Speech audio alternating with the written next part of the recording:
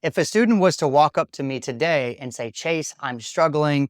I have no direction for my jujitsu. I just don't know what areas I need to start to be focusing on. I could actually give them a 4-step process to gain that high quality direction and for them to actually build a reasonable roadmap for how they can actually obtain it. I don't just say this to brag, but this is what I am passionate about doing for jiu-jitsu students. I've been teaching and coaching now for over 13 years, and I've helped hundreds and thousands of kids and adults learn and be exposed to jiu-jitsu.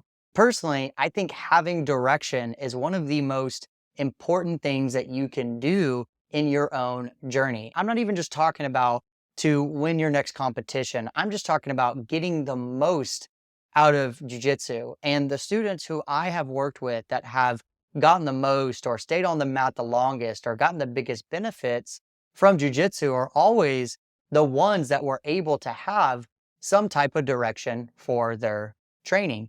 Even me personally, I remember back when I was a blue belt, I wanted to become a jiu-jitsu instructor. And I know that's a pipe dream for a lot of people. And I know I was very fortunate that I was able to make that happen, but that was a very long-term goal. I was like a blue belt and I was like, man, I want to be a jiu-jitsu instructor. I know I probably got to be a black belt. There was a lot of times in my journey that I kind of didn't want to go to class or I didn't want to train one day or I'd rather be doing something else. And it's so hard to get good at it. But because I had that North Star, it was able to kind of keep me motivated and to keep me accountable. Accountability is going to be a big word that I'm going to use throughout this video because I think that's one of the most important things. It's great if you have like an accountability coach or your training partner that's accountable, but the one thing that should be the most accountable over your own actions is you. Whenever you determine your accountability goal or you determine it for yourself, not somebody else does it for you, but you're involved in the process, it tends to stick way more. What are the 4 steps for doing this? Well, the first thing we need to do is establish a goal or some type of timeline. Step number 2 is then we have to say, what am I going to accomplish in this amount of time, or what do I need to do to accomplish this goal? Step number 3 is establish a quality baseline of what I'm going to improve. And step number 4 is to set an end number to reach. So let's break down each one of these. When we talk about number 1, setting a goal or establishing a timeline, that's extremely important. And one tip I will give you guys is to pick some type of timeline that's longer than preferably 6 months or more. And the reason for that is when we look at it more in the long term, this is going to bias you toward focusing on what's called marginal gains or the compounding effect of gains. A lot of times I see students create training plans or want to train something that's coming up in the next month or in the next 2 months. And there's definitely strategies for that, but that's what I refer to as the heroic effect, where you're just trying to shove as much training into a very short period of time, which can be beneficial, but it doesn't help you accomplish anything in the long term. But when you forecast it 6 months to 12 months out, you're able to now focus on those marginal gains and that compounding effect, which has been proven in all kinds of research and studies that creates the biggest impact and the biggest change over the longest period of time, which jiu-jitsu is something that hopefully you're wanting to train for a long time. I always recommend when students decide a goal or decide a training timeline to pick it 6 months or 12 months out. Now that we have a timeline somewhat established, we can say, okay, well, what are the things that I can train or develop in that amount of time? Say you pick the goal of a competition that's coming up in the next 6 months. So now I need to ask myself, what are the skills or what are the moves or what are the positions that I need to be focusing on over the next 6 months to help me best prepare for that goal? If my goal was just training and development, and let's say you picked it for 12 months, for example, what are the skills and techniques or moves or areas I want to refine or focus or develop in that 12-month timeline? When you think of it like that, you can see how there's a lot of gain that could happen. There's a lot of different options you can have. You're not just going to do shrimp escapes every day for the next year. I mean, you could, but that gets kind of old pretty quick. You can pack a lot more transformation into your jiu-jitsu when you think of it this way versus trying to shove everything and a big change into a 1 or 2 month timeline. That just doesn't really make any sense, and that's kind of causing more stress than actually needed. Now you need to decide, okay, what are the things I need to do, or what areas do I need to train? Let me know down in the comments below, do you think you gaining more direction for your jiu-jitsu would actually help you progress maybe a little bit quicker, make you feel a little bit more secure? Let me know down in the comments below. So now we need to talk, step number 3 is establish a baseline.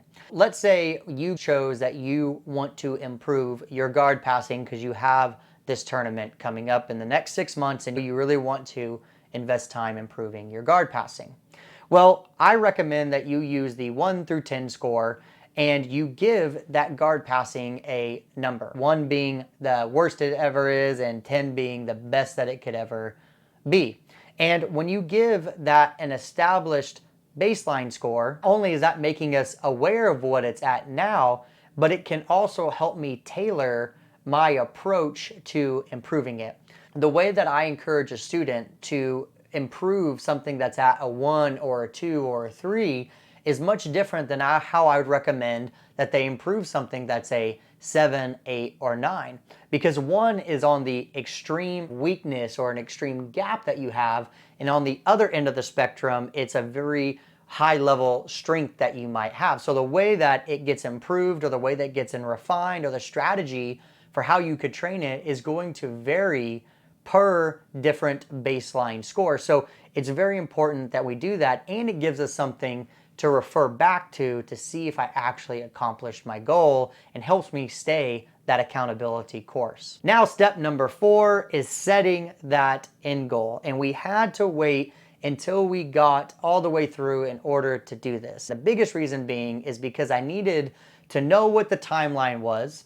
I also needed to know what skills were so I could establish a baseline, and then based upon that, I can set the new realistic end goal. If you use the guard passing example again, and we set it at a 5, and in 6 months, do you think you could turn it into a 6? Do you think you could turn it into a 7? Do you think you could turn it into a 5.5?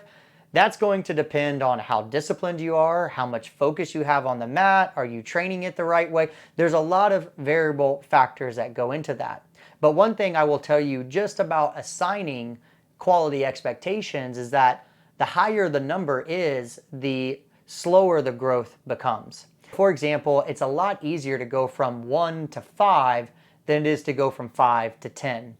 Because as you start to increase it, the gains start to decrease, or they just take a lot longer, because it's a lot harder to refine something that you're already good at than it is to improve something that you have such little competency in that you can bring it up to satisfactory level or baseline level very quickly. And there you have it. There is a 4-step process for actually you gaining direction. Now, you may not have answers to all of your questions now, but at least you can take this video and start thinking and start contemplating, what do you want out of your jiu-jitsu? Do you want to be here in the next year or 2 years? And how can you assign certain skills to train, or certain techniques or goals for your jiu-jitsu, whether that's an external goal or an internal goal about training? What can you do to give your jiu-jitsu quality direction? Now, if you like this, I go into it in vastly more detail. I work with you